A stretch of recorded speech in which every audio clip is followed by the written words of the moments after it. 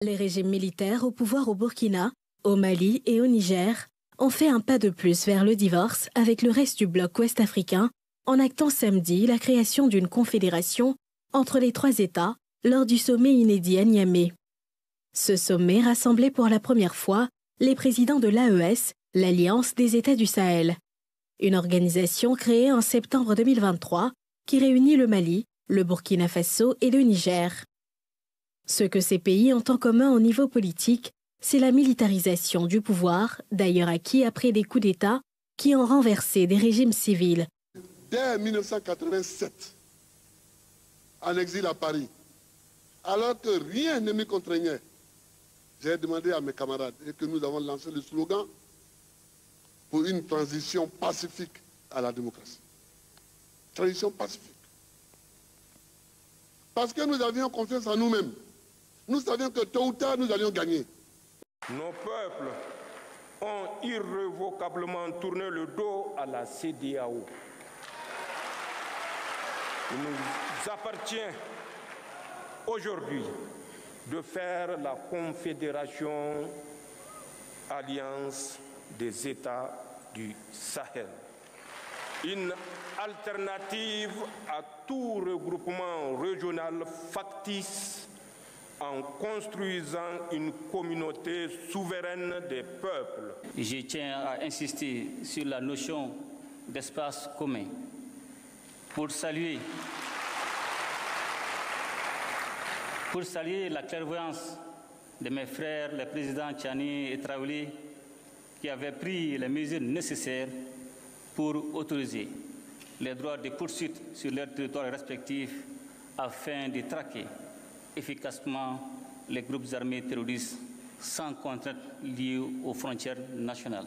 L'Afrique, ce continent qui a tant souffert et qui continue de souffrir du fait des impérialistes. Ces impérialistes n'ont qu'un seul cliché en tête. L'Afrique est l'empire des esclaves. C'est comme ça qu'ils voient l'Afrique. Pour eux, les Africains les appartiennent. Nos terres les appartiennent. Nos sous-sols les appartiennent. Ils n'ont jamais pu changer de logiciel jusqu'à aujourd'hui. Nous avons reçu chez nous, le président Laurent Gbagbo a reçu cela comme un grand hommage, associé à ce que je viens de voir, à l'hommage que vous lui rendez aujourd'hui. Je peux vous dire que merci. Un grand merci. Et je suis heureux que ce témoignage soit rendu au moment où vous êtes vivant. Merci beaucoup. Parce qu'en Afrique, c'est un problème que nous avons. Nous devons trop célébrer les martyrs au lieu de célébrer les héros. Célébrons nos héros quand ils sont vivants. Souhaitons beaucoup de chance, beaucoup de courage au capitaine Ibrahim Traoré, à Assimi Goïta et à Mani du Niger. C'est important que de leur vivant, ils sachent que nous sommes avec eux, vous les supportez.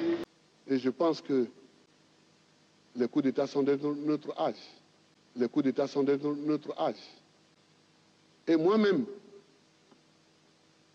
parmi les 10 mois de la transition, que j'avais 6 camarades qui étaient au gouvernement. Donc les gens croyaient que tout baignait. Et on disait à nos camarades ministres, tenez bon, il faut qu'on ait les élections. Si on a les élections, on a gagné. Nous, on tiendra, mais vous tenez bon. Koulibaly voulait démissionner, j'ai dit tu ne démissionneras pas du tout. Et si vous suivez l'actualité et les propos du président Laurent Gbagbo, à chaque fois qu'il y a une position sur ces 3 pays, sa position est claire et irrévocable. Nous ne sommes pas en face d'une mutinerie. Nous sommes bien en face d'une tentative de coup d'État. J'engage toute la population à se tenir mobilisée à tout instant. Dans quelques jours, j'inviterai d'ailleurs toute la population à un grand rassemblement pour montrer que les démocrates et les républicains sont debout. Parce que dans ce pays, il faut qu'une fois pour toutes, on sache qui est qui et qui veut quoi. Et il faudra qu'on ait d'un côté ceux qui sont pour la démocratie, la République, et que de l'autre côté, ceux qui sont contre la démocratie et la République, et que la bataille s'engage. Sur le sens de la responsabilité et la cohérence, justement, de celui qui allait tenir ses propos.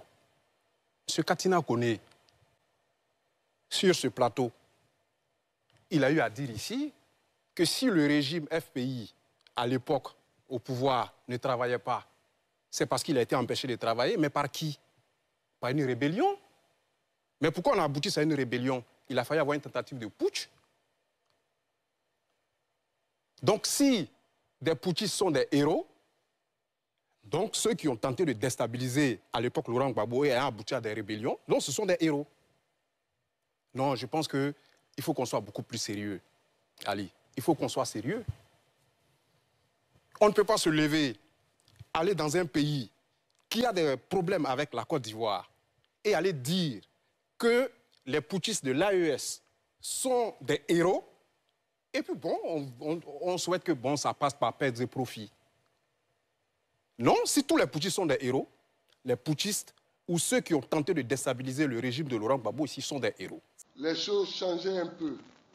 Les gens se rendaient compte que des choses qu'ils avaient programmées pour 2 jours, 3 jours, ça faisait maintenant 4 ans.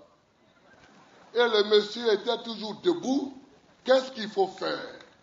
J'ai demandé que certains représentants de l'ONU quittent la Côte d'Ivoire parce qu'ils ne cherchaient pas la paix, mais ils cherchaient à remplacer le président élu par les Ivoiriens par d'autres personnes qui n'étaient pas élues. Je ne pouvais pas l'accepter. C'est ainsi que j'ai obtenu le départ de Tebogéré d'abord, le départ de Pierre Chori et le départ de Sourman. Mais j'ai demandé à Désiré Tagro de veiller à ce que le pouvoir ne quitte jamais les mains de celui qui est élu pour aller dans les mains de celui qui n'est même pas conseiller municipal. Il faut que les Ivoiriens comprennent. Il faut que les Ivoiriens comprennent que le salut de la Côte d'Ivoire n'est pas dans les coups. N'est pas dans les coups. N'est pas dans les tirs de canon. Lorsqu'ils ont parti de la CEDEAO, il a dit de façon claire, vous ne pouvez pas les condamner parce que dans la réalité, ils sont en train de partir de la CEDEAO parce que la CEDEAO ne leur donne pas autre occasion, autre opportunité que de partir. Tant que nous ne réformons pas, que nous ne changerons pas nos rapports et que nous ne deviendrons pas des pays autonomes, des pays sérieux qui veulent défendre ce qui leur appartient, c'est-à-dire leur souveraineté, leur liberté, ceux qui sont épris de liberté partiront de toutes les associations africaines qui ne militent pas pour cette cause. Ces 3 gars qui sont là, 3 chefs d'État qui sont là, parce qu'ils ont utilisé les armes pour s'opposer à la légitimité, à la légalité. Et c'est de là que part la division avec la CEDEAO. Tout ce qu'ils expliquent, c'est faux. Si ces putsch et ces putschistes avaient été reconnus, dorlotés par la CEDEAO, ils seraient encore dans la CEDEAO. Donc tout l'habillement qu'on fait devant la seule raison qui est la CEDEAO a depuis au moins 1999 dit que les putsch ne font plus partie de son espace. Et elle, à ce moment-là, a mis des mécanismes contre des putschistes. La Côte d'Ivoire a été victime de ça. Dans ces pays-là même, que ce soit Yaya Sanogo, Isaac Zida. Et comme ils ne veulent pas respecter la décision collective, ils ont décidé de créer une association de putschistes. Voilà, c'est tout. Sinon, liberté, souveraineté, c'est du blablabla. La réalité, elle est là. Il y a 3 putschistes qui ont décidé de ne pas respecter la règle commune. Et face à ça, on crée une association. Et d'ailleurs, la photo, elle n'est pas anachronique. Dans quel état, sur quel continent, vous allez voir 3 militaires en train de décider pour leur pays? Et alors que même ces pays ont besoin de militaires au front. Pas plus tard que la semaine passée, plus de 100 militaires qui ont été tués au Burkina. C'est ça la réalité. Donc, il ne faut pas donner plus d'importance à ça. C'est un phénomène qui arrive. Moi, il y a 2 choses qui me choquent, qui me désolent en fait. C'est que, 1, ils n'ont ni la légitimité, ni la légalité pour décider. Il faut que les Ivoiriens comprennent que le pouvoir ne se trouve pas au bout du fusil et qu'il se trouve dans l'urne. C'est ça. Là où le caractère opportuniste de sa déclaration se précise. Mais quand il va là-bas et puis il parle du président, en fait, du chef de la junte militaire du Niger, le général Tiani. Mais le général Tiani, il a enlevé qui? C'est le président Bazoum. Bazoum était le président nigérien pour la démocratie et le socialisme. Alors, quand on se réclame socialiste, qu'on va soutenir un putschiste qui, lui, vient d'enlever un socialiste, ça veut dire qu'il y a un problème. Il y a une contradiction au niveau de la démarche. Donc, c'est de ça qu'on parle. Donc, à un moment donné, il faut qu'on soit cohérent dans notre façon de réfléchir et dans notre façon d'agir. Et je pense que là, il y a un manque de cohérence. Et là, il faut aussi saluer, comment on appelle ça, il faut saluer la sérénité et l'esprit démocratique du pouvoir. Parce qu'on ne le dit pas assez. En d'autres temps et en d'autres circonstances. Mais ça aurait été beaucoup plus grave. Imaginez, partons en 2002. Octobre, novembre 2002, en pleine rébellion. Un opposant au régime de Laurent Gbagbo se lève ici, va au Burkina, va décerner des médailles d'héroïsme à Blaise Compaoré, et puis il va venir s'asseoir ici. Imaginez un peu ce qui va se passer. La paix s'installe. Et beaucoup de pays vont faire face cette année à des élections. La Côte d'Ivoire, la Guinée-Bissau, je sais pas, le Ghana. Il y a à peu près 5 pays qui vont faire face cette année à des élections. Donc nous les avons encouragés à faire des élections transparentes. C'est une élection pour mettre fin à 11 ans de coup d'État, à 11 ans de lâcheté. C'est ça qu'ils ne veulent pas entendre, mais c'est ça qui est la vérité. Est-ce qu'un putschiste, on doit lui confier un pays? Est-ce qu'un putschiste, on doit lui confier un pays? Est-ce qu'un putschiste, on doit lui confier un pays? C'est ça qui est la vérité.